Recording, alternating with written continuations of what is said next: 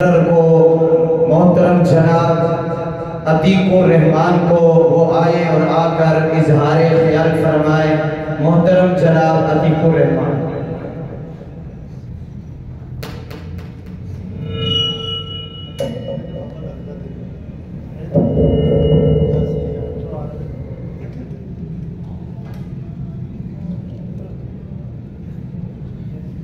السلام علیکم ورحمۃ اللہ وبرکاتہ۔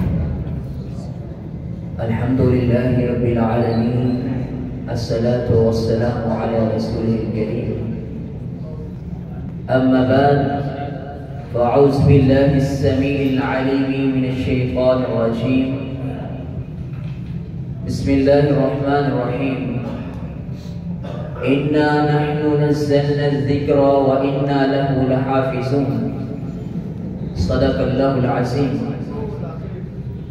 لکھنا نہیں آتا تو میری جان پڑھا کر، لکھنا نہیں آتا تو میری جان پڑھا کر، ہو جائے گی تیری مشکل آسان قرآن پڑھا کر، لا ریب تیری روح کو تسکین ملے گی، تو کرب کے لمحات میں قرآن پڑھا کر، آ جائے گا تجھے جینے کا کرینہ اقبال، تو سرور کونین کے فرمان پڑھا کر۔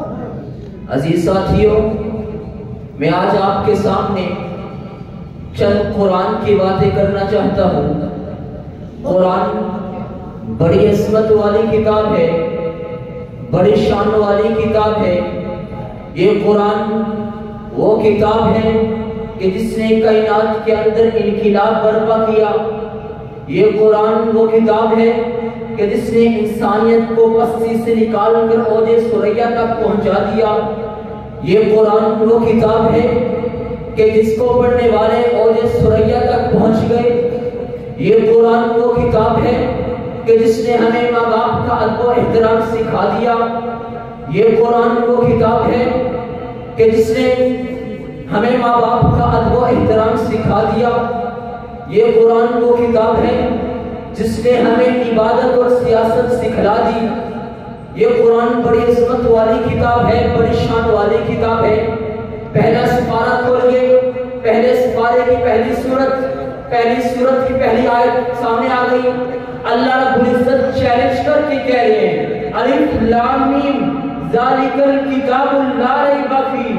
اے میرے بندے، تو قرآن کھولنے لگے، تو قرآن پڑھنے لگے، تو قرآن سمجھنے لگے، سب سے پہلے یہ بات جان لے کہ اس کتاب کے اندر کوئی شک نہیں، اس کی زبر کے اندر کوئی شک نہیں، اس کی زیر کے اندر کوئی شک نہیں، اس کی پیش کے اندر کوئی شک نہیں، جبریل کے لانے میں کوئی شک نہیں، قرآن گوروں کے لیے کوئی شک نہیں، قرآن کالوں کے لیے کوئی شک نہیں، قرآن عربیوں کے لیے کوئی شک نہیں، قرآن اجمیوں کے لیے کوئی شک نہیں، قرآن اپنوں کے لیے کوئی شک نہیں، قرآن بیگانوں کے لیے کوئی شک نہیں، قرآن اپنوں کے لیے کوئی شک نہیں، جبریل کے لانے میں کوئی شک نہیں، آمنہ کے لال کے قلب اطہر پر نازل ہونے میں کوئی شک نہیں، میرے رب کے نازل کرنے میں کوئی شک نہیں۔ پھر بھی اس کے اندر جو شک کرے گا اس کے ایمان میں تو شک ہو سکتا ہے، مگر اس کی کسی حروف میں کوئی شک نہیں ہو سکتا۔ یہ بڑی عظمت والی کتاب ہے، بڑی شان والی کتاب ہے۔ یہ کتاب اللہ کی ہے، یہ کلام اللہ کی ہے۔ قرآن اپنا تعارف کرواتا ہے۔ میں نے قرآن سے سوال کیا، اے قرآن تیرا نام کیا ہے؟ قرآن کہتا ہے یاسین والقرآن الحکیم، مجھے قرآن حکیم کہتے ہیں۔ اے قرآن تیرا کام کیا ہے؟ قرآن کہتا ہے ھدی للمتقین، میں متقین کے لیے ہدایت کا سرچشمہ بن کر کے آیا ہوں۔ اے قرآن تیرا مقام کیا ہے؟ قرآن کہتا ہے فی لوح محفوظ، مجھے لوح محفوظ پر نقش کر دیا گیا ہے۔ اے قرآن تیرا احترام کیا ہے؟ قرآن کہتا ہے وَإِذَا قُرِئَ الْقُرْآنُ فَاسْتَمِعُوا لَهُ، جب مجھے پڑھا جائے تو خاموشی سے سنا جائے۔ اے قرآن تیرا اکرام کیا ہے؟ قرآن کہتا ہے لَا يَمَسُّهُ إِلَّا الْمُطَهَّرُونَ، مجھے پاکیزگی حاصل کیے بغیر چھوا نہ جائے۔ اے قرآن تو کس مہینے میں آیا؟ قرآن کہتا ہے شہر رمضان الذی انزل فیہ القرآن، میں مہینوں کے سردار مہینہ ماہ رمضان میں آیا ہوں۔ اے قرآن تو کس طرح رات میں آیا. قرآن کہتا ہے اِنَّا أَنزَلْنَاهُ فِي لَيْلَةِ الْقَدْرِ, میں لیلۃ القدر کی رات میں آیا ہوں. اے قرآن تجھے لے کر کے کون آیا ہے؟ قرآن کہتا ہے نازل بِهِ الرُّوحُ الْأَمِينُ, مجھے فرشتوں کا سردار جبریل امین لے کر کے آیا ہے. اے قرآن تجھے نازل کس نے کیا ہے؟ قرآن کہتا ہے تنزیل من رب العالمین, مجھے کائنات کے رب نے نازل کیا ہے. اے قرآن تو کس نبی کی قلب اطہر پر آیا ہے؟ قرآن کہتا ہے نزل علی محمد, میں نبیوں کے سردار, میں نبیوں کے امام, حسینوں میں احسن, جمیلوں میں اجمل, آمنہ تلال کے قلب اطہر پر آیا ہوں. اے قرآن تیرا تعارف بڑا پسند آیا, تیرا اکرام بڑا پسند آیا, تیرا احترام بڑا پسند آیا. یہ محفل کے لوگ, یہ مجلس کے لوگ پوچھنا چاہتے ہیں اگر ہم تجھے پڑھتے ہیں, تجھے سمجھتے ہیں, تجھ پر عمل کرتے ہیں, ہمیں ملے گا کیا, ہمارا فائدہ کیا ہوگا؟ قرآن کہتا ہے اگر مجھے دیکھ کے پڑھو گے میں ناظرہ کھا کے ہلوا دوں گا, اگر میرا ایک حرف پڑھو گے میں 10 نیکیاں دلوا دوں گا, مجھے اٹک اٹک کرو گے میں ڈبل نیکیاں دلوا دوں گا, مجھے یاد کر کے آ جاؤ گے میں مفسر قرآن کے, حافظ قرآن کے القاب دلوا دوں گا, مجھ پر عمل کر کے زندگی گزار کے آ جاؤ گے, کل قیامت کے روز رب کے ہاں سفارش کر کے تمہیں جنت کا داخلہ عطا کروا دوں گا. حضرات قرآن بڑی عظمت والی کتاب ہے. اللہ رب العزت فرماتے ہیں اِنَّا نَحْنُ نَزَّلْنَا الذِّكْرَ وَإِنَّا لَهُ لَحَافِظُونَ.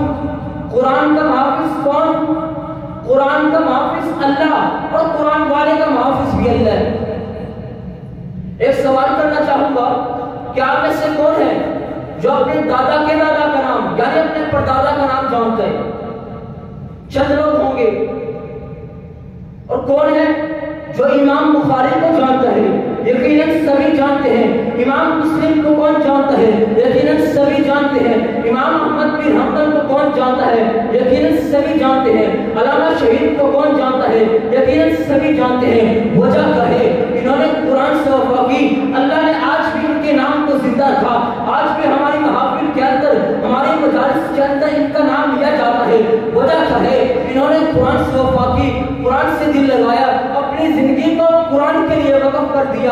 دوسری طرف میرا نبی قرآن پڑھتا ہے, ابو جہل قرآن نہیں سنتا, پیٹ پھیر دیتا ہے. اللہ کہتے ہیں اذا ولوا مدبرین, یہ مردہ ہے, کھانا کھا کر کے مردہ ہے, پانی پی کر کے مردہ ہے, لباس پہن کر کے مردہ ہے, چل پھر کر کے مردہ ہے. اذا ولوا مدبرین, یہ تو مردہ ہے. حضرات قرآن بڑی عظمت والی کتاب ہے.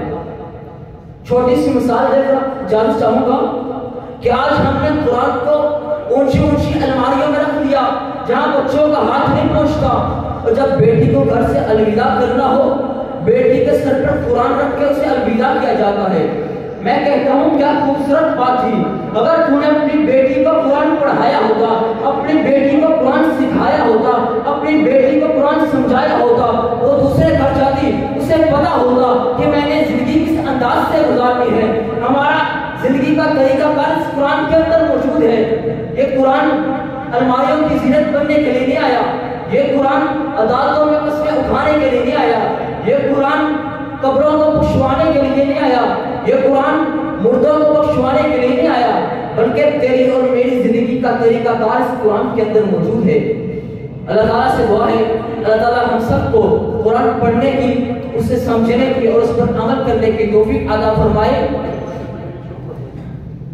ہے قول خدا ہے قول محمد, ہے قول خدا ہے قول محمد, فرمان نہ بدلا جائے گا, بدلے گا لاکھ زمانہ مگر قرآن نہ بدلا جائے گا. وما توفیقی الا باللہ.